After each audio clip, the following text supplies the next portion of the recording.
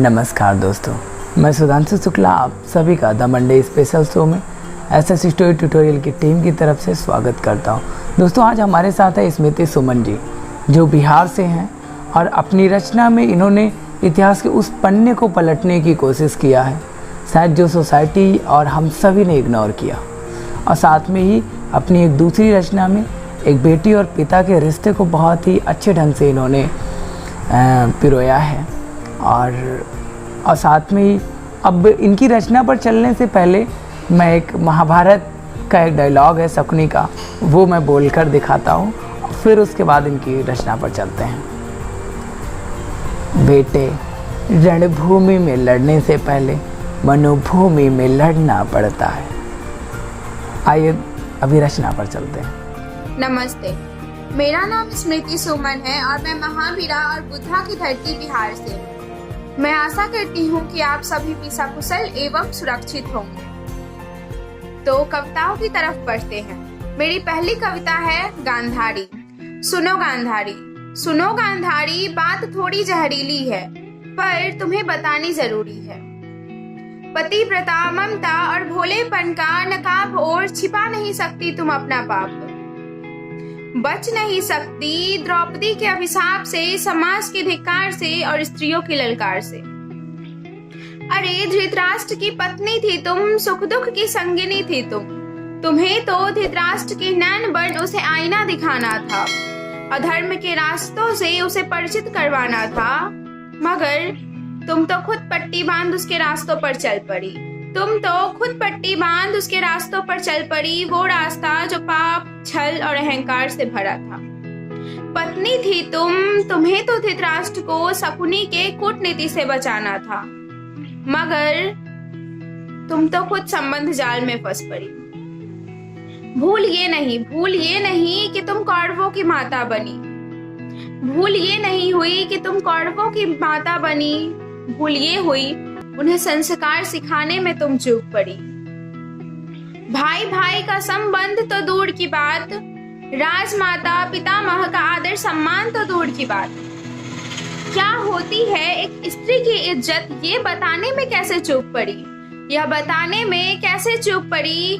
माना चीरहरण के दौरान उपस्थित नहीं थी तुम। माना चीरहरण के दौरान उपस्थित नहीं थी तुम।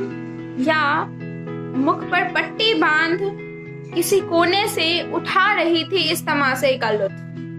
अच्छा, उपस्थित ही नहीं थी तुम। तुम्हें तो कौरवों को काट गिराना था, उसकी माँ भी औरत है याद दिलाना था, गड्ढा खोद कब्र में गिराना था। ओ गांधारी माफ करना। माँ हो न तुम, पत्नी भी हो तुम। माँ हो न तुम, पत्नी भी हो तुम, पर क्या स्त्री नहीं हो तुम। पर क्या स्त्री नहीं हो तुम। तो आई होप आपको ये पसंद आई होगी। मेरी दूसरी कविता की तरफ बढ़ते हैं। इस कविता के थ्रू मैंने कोशिश की है एक पिता की भावनाओं को बताने की। 10 साल की थी वो। 10 साल की थी वो जब एक खिलौने के टूटने पर मुझे पकड़ खूब रोई थी। 10 साल की थी वो जब एक खिलौने के टूटने पर मुझे पकड़ खूब रोई थी। शायद आखिरी बार था वो। पहली बिटिया थी मेरी, मुझे तो अंदाजा ही नहीं था। पहली बिटिया थी मेरी, मुझे तो अंदाजा ही नहीं था। उसके आंसू आखिरी बार मेरे शर्ट को भिगो रहे थे।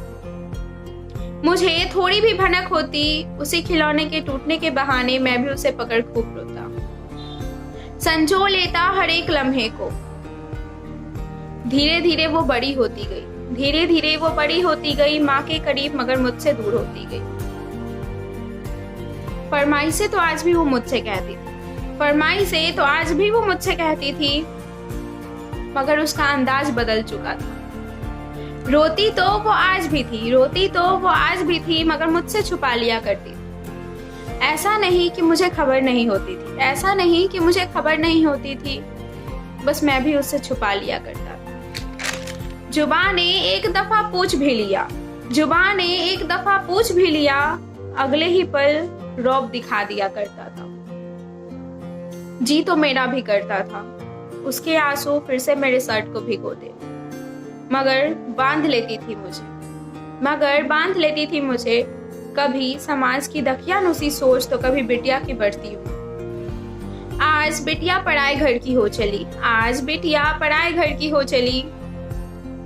अपने जिगर के टुकड़े को मैंने दान दे दिया, अपने जिगर के टुकड़े को मैंने दान दे दिया। समधी जी ने कहा, अभी आपकी नहीं मेरी बिटिया हो चली, अभी आपकी नहीं मेरी बिटिया हो चली। मगर आज कुछ अच्छा हुआ, फिर से वो मुझे पकड़ खूब रोई। मगर इस बार खबर थी मुझे, मैंने भी कोई कसर नहीं छोड़ी।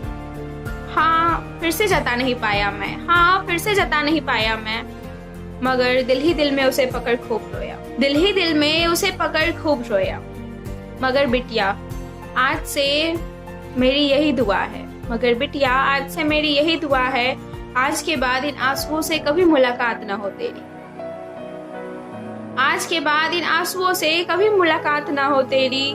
जिंदगी भर तू मुस्कुरा हर फर्ज बखूबी निभाए, जिंदगी भर तू मुस्कुरा हर फर्ज बखूबी निभाए। सो आई होप कि आपको ये कविताएं पसंद आई होगी। I am very thankful to SS story और सुधांशु सर, जिसने मुझे मौका दिया कि मैं आप सबों के बीच परफॉर्म कर पाऊँ। सो या and thank you for listening.